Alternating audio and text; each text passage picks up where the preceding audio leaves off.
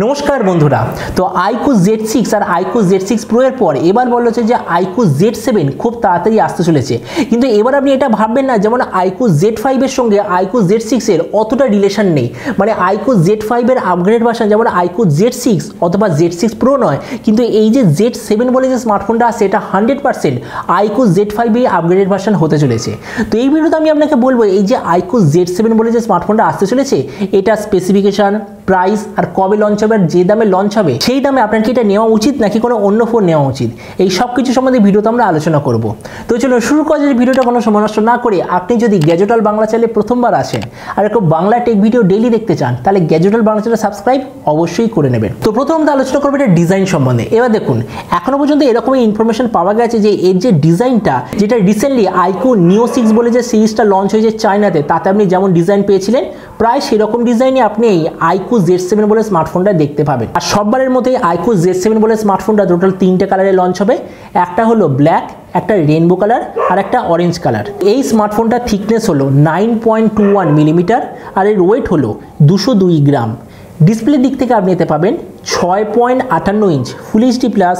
120 hertz IPS LCD display তার সঙ্গে আপনার থাকবে 360 হার্জের টাচ স্যাম্পলিং রেট এর maximum screen to body ratio হলো 91% এতে আপনার থাকবে 650 নিটসের ম্যাক্সিমাম ব্রাইটনেস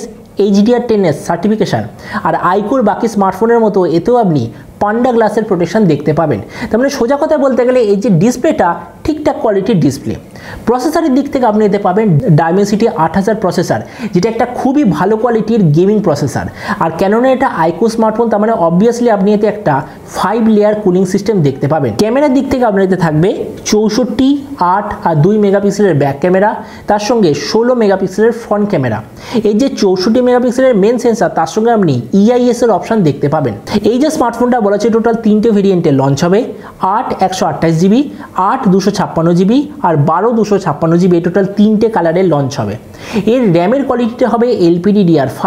আর এর মেমোরি কোয়ালিটিটা হবে UFS 3.1 আর তার সঙ্গে আপনি অবশ্যই ভাবে কোনো ধরনের SD কার্ডের স্লট দেখতে পাবেন না আর IQOOর বাকি স্মার্টফোনের মতো এতেও আপনি 4GB অবধি এক্সট্রা ভার্চুয়াল র্যামের অপশন পাবেন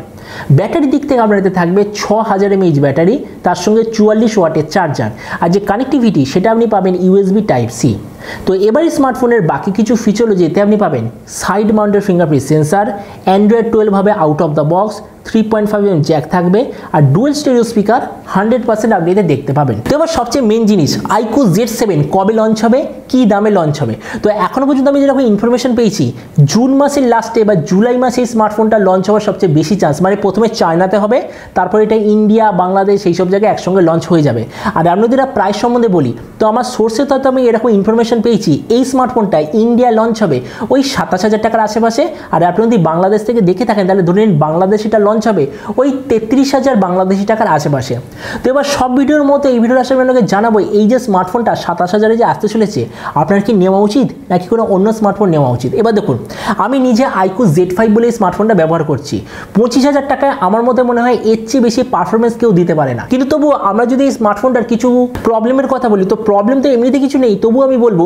যদি এর ব্যাটারিটা একটু বেশি হতো মানে ধরুন 5000 এর বদলে যদি 6000 mAh ব্যাটারি হতো প্রসেসরটা যদি আরটু বেটার হতো মানে ধরুন স্ন্যাপড্রাগন 770Gর বদলে যদি ডায়মেনসিটি 8000 হতো তাহলে আরও ভালো হতো তো ওই কারণেই হলো যে নতুন স্মার্টফোনটা আসতে চলেছে তাতে IQOO Z5 এর সব কিছু পাবেন প্লাস এর সঙ্গে আপনি এক্সট্রা ব্যাটারি আর বেটার কোয়ালিটির প্রসেসর পাবেন আর প্রাইসটাও তো আগে থেকে কত 3-4000 টাকা এক্সট্রা হবে তো ওই জন্যই আমার মতে মনে হয় 27000 টাকা যে IQOO Z7 আসতে চলেছে আমার মতে তো মনে হয় খুবই ভালো স্মার্টফোন হতে চলেছে আর অ্যাকর্ডিং টু লিক্স যদি এইরকম স্পেসিফিকেশন নিয়ে IQOO Z7 ওই 27000 টাকা লঞ্চ হয় তো আমি এটা আপনাদের জন্য রিভিউ করার নিশ্চয়ই চেষ্টা করব